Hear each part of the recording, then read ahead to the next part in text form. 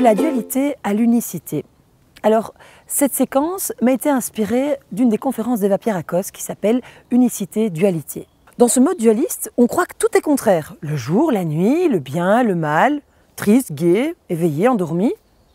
On a alors un comportement en deux phases, une phase d'action et une phase de réaction. L'extérieur nous assaille et on doit être fort pour trouver une réponse rapide. On a alors peur d'être rejeté, on a une marge de manœuvre limitée et c'est une source de conflit. Parce qu'on doit se battre pour son bonheur, on doit se battre pour avoir raison. Parce que si j'ai pas raison, c'est que j'ai tort. Et si j'ai tort, ça veut dire que je suis le faible, le soumis, celui qui s'écrase devant celui qui a raison. Et ça joue sur la confiance en moi. Et tandis que si j'ai raison, ça veut dire que les autres reconnaissent que je suis meilleur qu'eux et s'inclinent face à moi. Dans ce plan, on est rassuré d'être quelqu'un de bien, d'en valoir la peine si notre point de vue est adopté, si les autres reconnaissent qu'on a raison et si on arrive à imposer nos choix. On a alors besoin d'être aimé, d'être valorisé, d'être glorifié, d'être servi par les autres pour se dire que notre vie est une réussite. On croit que si on se fait remarquer, on aura plus de confiance en nous.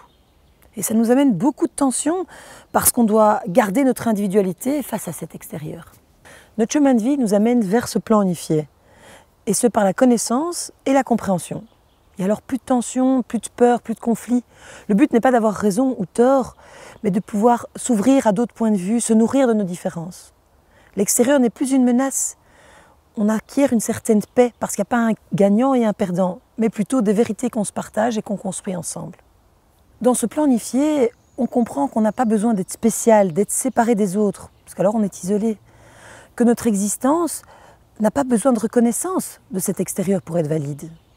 Les autres vont nous aimer, vont nous accepter à partir du moment où on n'attend pas d'être meilleur qu'eux. Dans cette dynamique, mes réalisations sont alors un apport pour autrui, et vice-versa.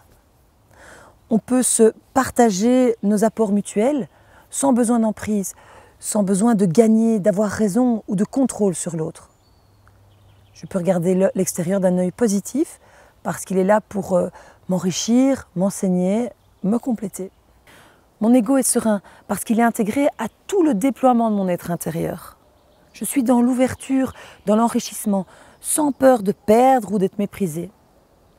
Ce n'est que dans ce plan d'unicité que je peux me déployer et me réaliser pleinement. Et donc ça a plein de sens de se dire qu'ensemble on est plus fort et on va plus loin. Voilà, merci pour votre attention. N'hésitez pas à partager ces séquences et à bientôt.